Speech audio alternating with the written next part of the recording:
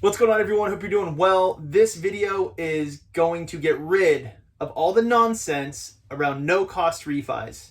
Here's the sales pitch that you've heard 1,000 times on the radio, on TV, from lenders on the phone, from people you've emailed. No cost, no fees. It's all nonsense because there's no such thing as free, unfortunately. I really wish there was. But when you get a no-cost refi, typically what's happening is you're getting a higher interest rate because that's how they're covering the fees associated with the transaction. There's always fees associated with the transaction. Escrow and title, they have to manage closing, paying off your current loan, recording the new deed and note with the county and the city. They do all of that for us. But they're going to charge a fee for it. We can't skip that. So there's always a fee. But here's what happens with your no-cost refi.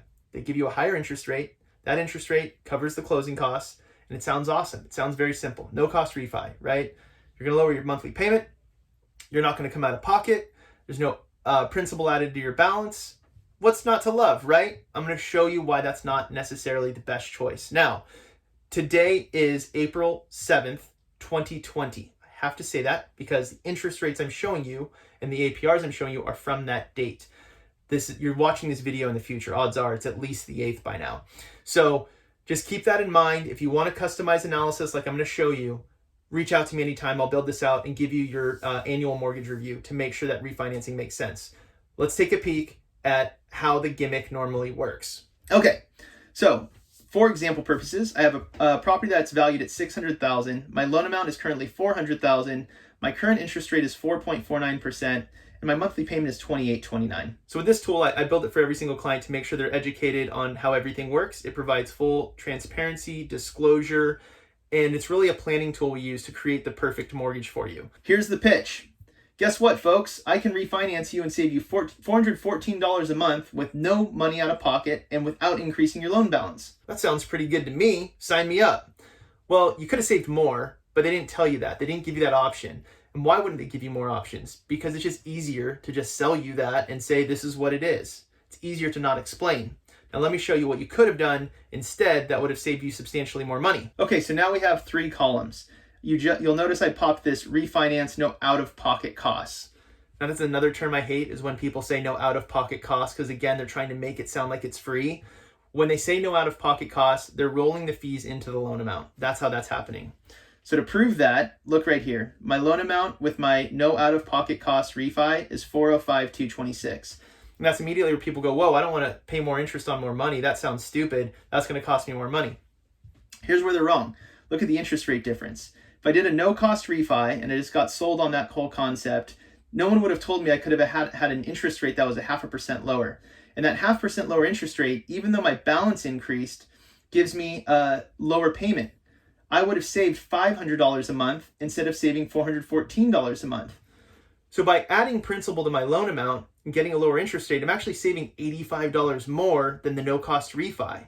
Let's take it a little further. Over 5 years, the no-cost refi was going to save me $15,000, and there's nothing bad about that.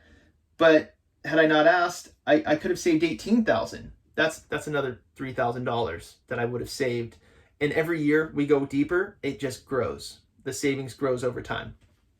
And if I look at just 15 years down the road, halfway through the term of the mortgage, this is a 30-year mortgage, if I had just rolled my fees into the loan amount and not taken the higher rate, I would have paid $25,000 less in interest. I'm spending $163,000 in interest over 15 years versus $188 on the no-cost refi.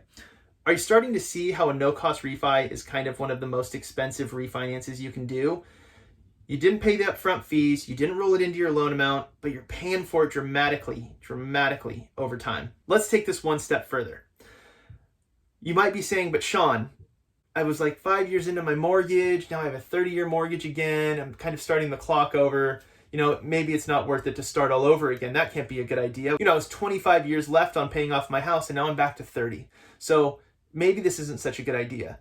Let me show you my favorite part of this. I'm going to show you how to take your $500 a month savings and dramatically shorten your payoff period. Watch this. Okay, so now we have 4 columns, and I know it's a lot of data, but it's important to have these all side by side so you can truly see how each loan option works to your benefit. Look what I've done here. My monthly payment on my current mortgage is $2,829 a month. what I did is I added a third column, making the same payment. I'm saving $503 a month. I'm taking that $503 a month and I'm applying it to my principal. So I'm paying off my mortgage faster. I already had auto pay set up for the $2,800 a month. I just let that be, and now it's paying off my new mortgage faster because I'm taking that $500 savings and applying it to principal of my home. So what does that do for us over time? Well, in my current mortgage, I was 24 years away from owning my home free and clear, financial freedom. With this idea, making the same payment, but applying the savings is being applied to principal, I'm shaving another 3.5 years. We'll call it 3.5 years off of my mortgage.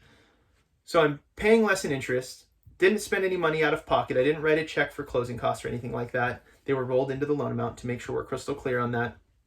Even doing that, I'm going to pay off my loan 3.5 years faster than if I didn't refinance. And I'm going to save $60,000 in interest in just 15 years. Now remember, I'm halfway through my mortgage and I've already saved $60,000 in interest. The no cost refi is a gimmick. I'm sorry. I'll do it once in a while. Sometimes there's like windows that it makes sense. It's very rare it makes sense. I would say 9.5 times out of 10, my clients choose, and it's a choice because I build these for them so they can make an educated decision.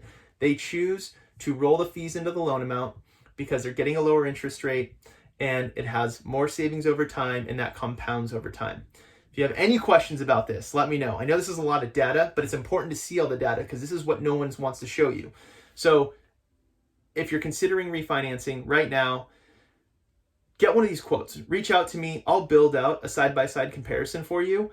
It doesn't mean you have to do anything. It doesn't mean you have an obligation. I'll build these for my clients 4 times a year,